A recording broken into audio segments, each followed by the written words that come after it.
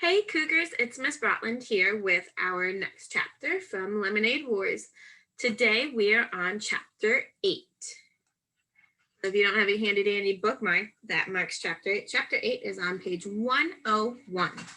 Chapter 8 is called Going Global. Now, this is a little bit of a long one, so sit back and relax.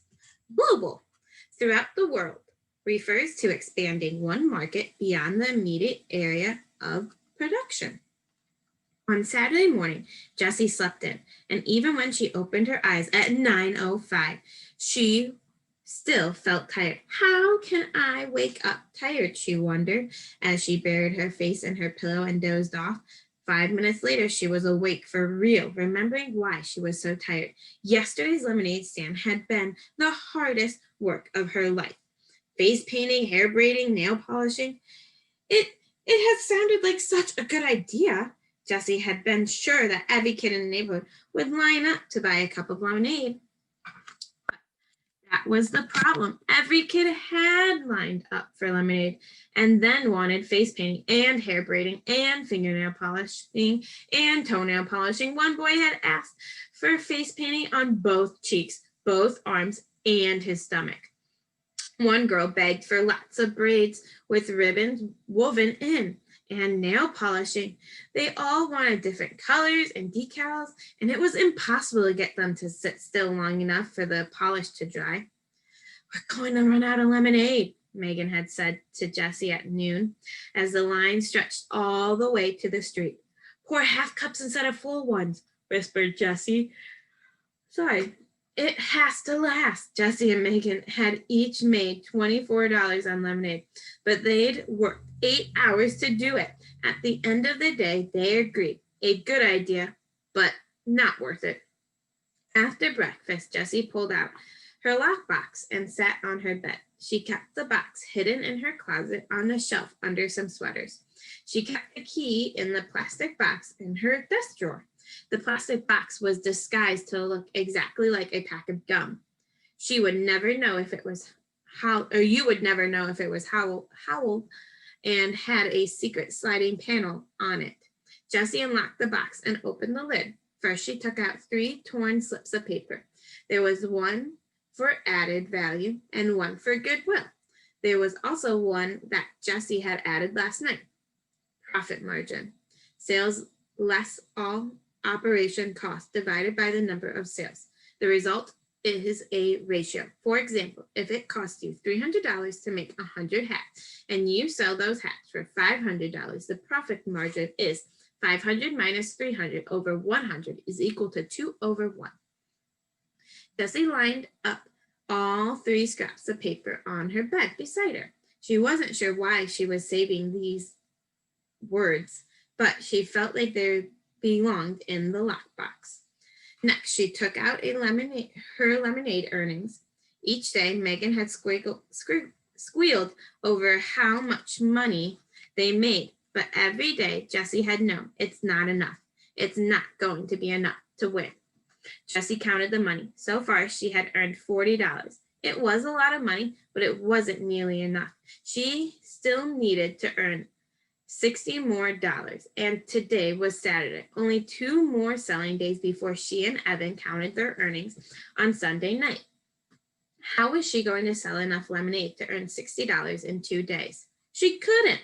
That was the problem. No kid could earn $100 in just 5 days by selling lemonade. The profit margin was too small.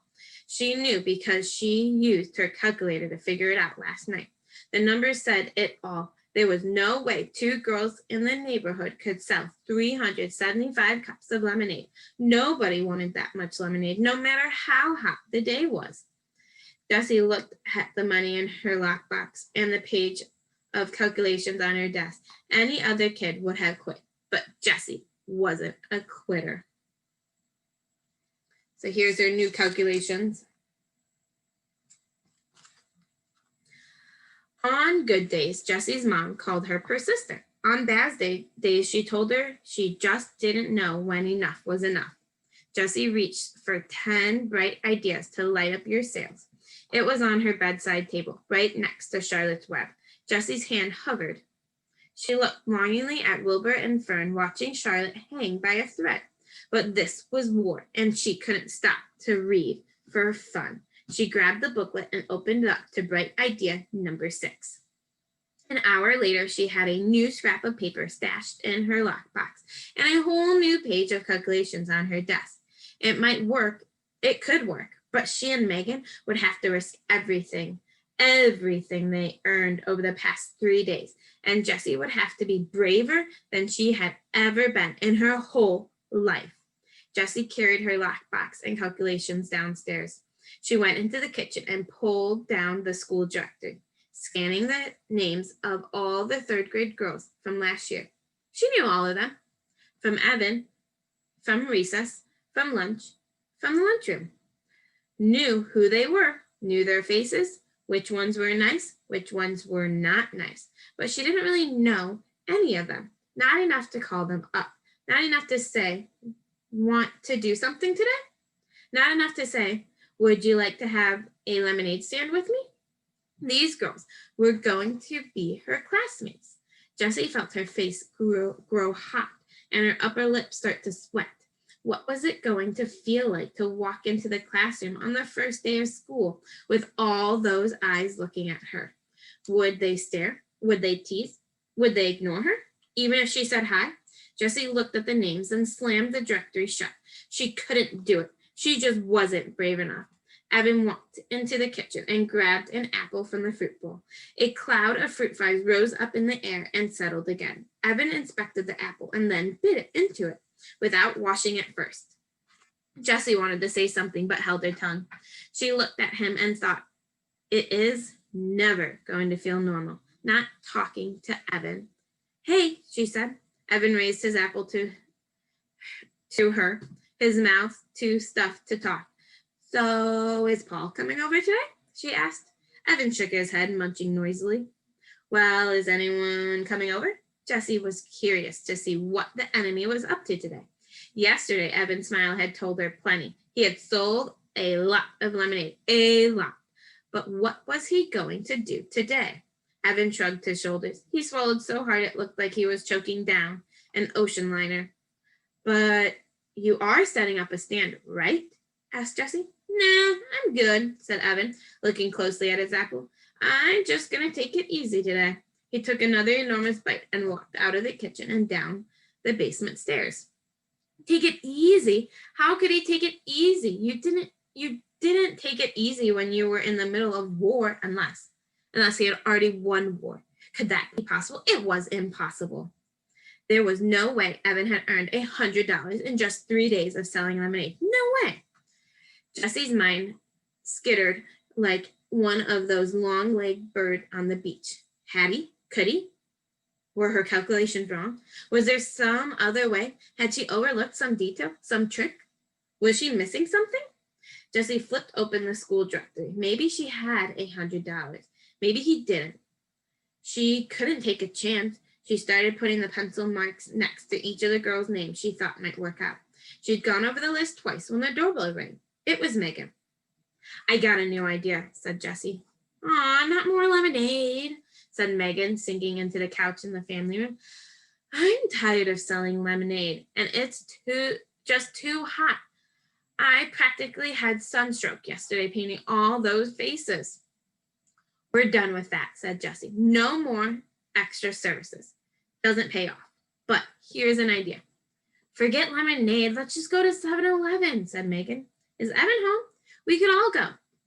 No, he's not home, said Jessie, eyeing the door to the basement. She needed Megan to be on board with her plan. She needed Megan to make the phone calls. Look, this is great, and we don't need to sell lemonade. Jessie laid out all the details. She showed Megan a new scrap of paper. Finances, the right to sell a company's products and use the company's name and logo in a certain area. Then she showed Megan her page of calculations. At first, Megan buried her head under a pillow, but then she poked her head up like a turtle and started to listen for real. That sounds like a pretty good plan, she said. But is it really going to work? Jessie looked at the calculations. She's done them twice. It should, she said. I really think it should. She frowned. suddenly not so sure of herself.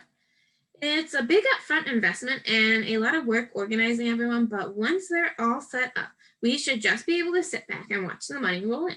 The key is spreading everyone out so that they have plenty of customers. We'll need at least 10 girls. 15 would be better. That's the whole fourth grade class, said Megan, looking doubtful. How are we going to get them to do this? Well, you could phone them all up, said Jessie. She handed Megan the school directory. Open to the third grade page. Me, said Megan. Why me? Because they know you, said Jessie. They know you too. Yeah, but not like you. Megan shook her head. Not all these girls are my friends. Even the ones that aren't your friends, they still like you. Everyone likes you, Megan. Megan looked embarrassed. Oh, everyone likes you too, she said. No, they don't, said Jessie. They really don't. There was an uncomfortable silence between the two girls. Then Jessie shrugged her shoulders and said, I don't know why those girls in my class last year didn't like me. I'm just hoping this year will be better. Megan tapped her finger on her knee. You're nervous, huh? About fourth grade? She said. Jessie thought hard. I'm worried that I won't make any new friends, she said. You know, that all the kids will think I'm just some punny second grader and that, she took a deep breath, I don't belong. Megan looked up at the ceiling for a minute. Do you have an index card? She asked. Huh? I need an index card, said Megan. Do you have one? Jessie went to the kitchen desk and got an index card. She handed it to Megan. Megan started to write something on the card. What are you doing? Asked Megan. I'm writing a comment card, said Megan. That's something you're going to miss from third grade. We did it every Friday. We each got assigned a person and you had to write something positive about that person on an index card. Then it got read out loud. She folded up the card and handed it to Jessie. Jessie unfolded the card and read what Megan had written. You're a really nice person and you have good ideas all the time. You're fun to be with. I'm glad you're my friend. Jessie stared at the index card. She kept reading the words over and over. Thanks, she whispered. You can keep it, said Megan. That's what I did. I got all my comment cards in a basket on my desk, and whenever I'm feeling sad or kind of down on myself, I read them through. They really help me feel better. Jessie folded the index card and put it in her lockbox. She was going to save it forever. It was like a magic charm. So how about I make half the phone cards and you make the other half, said Jessie. Okay, said Megan, jumping up from the couch. It was surprising how many almost fourth grade girls had absolutely nothing to do 3 days before school started. In less than an hour, Jessie and Megan had 13 Lemonade franchises signed up for the day. The rest of the day was work, but it was fun. Jessie and Megan attached an old baby carrier to Megan's bike, then rode to the grocery store and spent every penny of their earnings on lemonade mix. 52 cans. They actually bought out the store. The 4 bags of cans filled the carrier like a boxy baby. They also bought 5 packages of paper cups. When they got back to Megan's house, Jessie tucked the receipt in her lockbox right next to her comment card. Jessie likes receipts. They were precise and complete. The receipt always told the whole story right down to the very last penny. So if you look at the receipt, you can see that they spent a total of $80 at the store. Then they tossed the construction paper and art supplies into the carrier and started making the rounds. First stop, Sally Knight's house. She was ready for them with a table, chair, and empty pitcher, all set up. Jessie mixed the lemonade. Megan quickly made a lemonade for sale. 75 cents a cup sign, and they left Sally to her business. The deal was that Sally got to keep 1/3 of the profits and Jessie and Megan get to keep the rest. After that, they set up all 13 lemonade stands, each with enough mix to make 4 pitchers of lemonade. Jessie and Megan hung out at Megan's house, baking brownies and watching TV. Then they hopped on their bikes again and made the round. Jessie and Megan stopped in front of Sally's house first. The lemonade stand was nowhere to be seen. What do you think is going on? Asked Megan. Jessie had a bad feeling in her stomach. Something must have gone wrong. They rang the doorbell. Sally came to the door. Hurry, she said, grabbing her arms and pulling them inside. My mom's going totally mental when the AC is on and the door is open. Where's your stand? Asked Jessie nervously, feeling goosebumps ripple up her arms because of the sudden cold air. Sally waved her hand. Done, she said. I sold out like half an hour. It's so hot. We made $24 besides tips. So I get to keep tips? Sure, said Jessie. Tips. She had forgotten about those on her calculation page. Sally handed Jessie some crumpled up bills and an avalanche of coins. $8 for Jessie and Megan each. You want to stay and have some ice cream? Sally asked. Okay, said Megan. And we bought you a thank you brownie, for being part of the team. And that had been bright idea number 9. After a bowl of the Moose's Loose ice cream, Jessie and Megan headed out. The story was the same at every girl's house. The lemonade had sold out quickly, and the money just kept rolling in. I can't believe we made it. How much did we make? Squealed Megan once they got back to her house. $104 each. Each, shouted Jessie. She couldn't stop hopping from one foot to the other. I've never seen so much money in my life. Jessie was already running the numbers in her head, subtracting the $80 that she and Megan had spent on lemonade and cups. Each girl had made a profit of $64. If they increased the number of the franchises from 13 to 26, they could make $128 in one day. If they ran the 28 franchises every day for 1 week, they could make $896. Jessie pulled out a piece of paper and scribbled a graph. The sky was the limit. Megan pretended to faint when Jessie showed her the graph. What are we going to do with your money? She asked from the floor. Win the war, thought Jessie. Oops, she couldn't say that to Megan. Megan didn't even know that about the lemonade war. After all, Megan liked Evan. Jessie suddenly wondered if Megan knew about the war, whose side would she be on? All at once, Jessie felt as if Evan were a hawk, circling above, waiting to swoop down and snatch Megan away. Oh, she was so mad at him. He deserved to lose everything. Is $104 enough to win? Wondering Jessie. Surely Evan couldn't have earned more than that. Still, better safe than sorry. She would work all day tomorrow, Sunday, selling lemonade. So, said Megan, what are we going to do with the money? She was kicking off her sneakers and fanning herself like a magazine. Jessie said, I'm going to donate all my money to the Animal Rescue League. Megan stopped waving the magazine. Oh, that's so nice of you. I want to donate my money too. She dropped the magazine and started shoving her money towards Jessie. Here, give mine to the Animal Rescue League too. On the card, just put both our names. The money came at her so fast, Jessie didn't know what to say. There it was, $208. $208, all in her hands. She had won. She had really and truly won the lemonade wars. Just promise me one thing, said Megan. No lemonade stand tomorrow, okay? Okay, said Jessie. She didn't need a lemonade stand on Sunday if she had $208 today.